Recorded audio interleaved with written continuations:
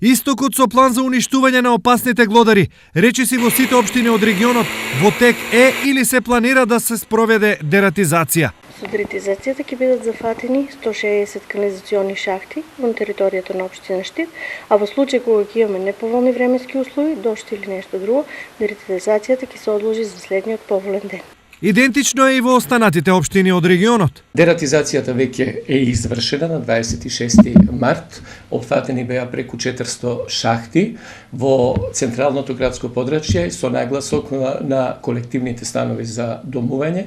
Исто така беа опфатени сите општински установи и сите институции во центарот на градот. Неопходноста од дератизација се наметна по поплавите во февруари, пошто глодари се појавија како никогаш досега.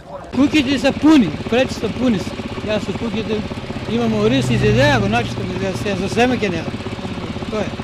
Ова значи изголемена опасност од заразната туларемија. Оваа болест може да се манифестира во неколку клинички форми. И тоа како кожна форма, доколку настанува како резултат на угризување од заболените животни, при што се јавуваат ранички на местото на влезната врата. Други клинички форми се цревната форма, доколку настане со несување на храна или вода кои се загадени со соодветни симптоми од овој тракт, како на пример болки во стомакот, повраќања, проливи.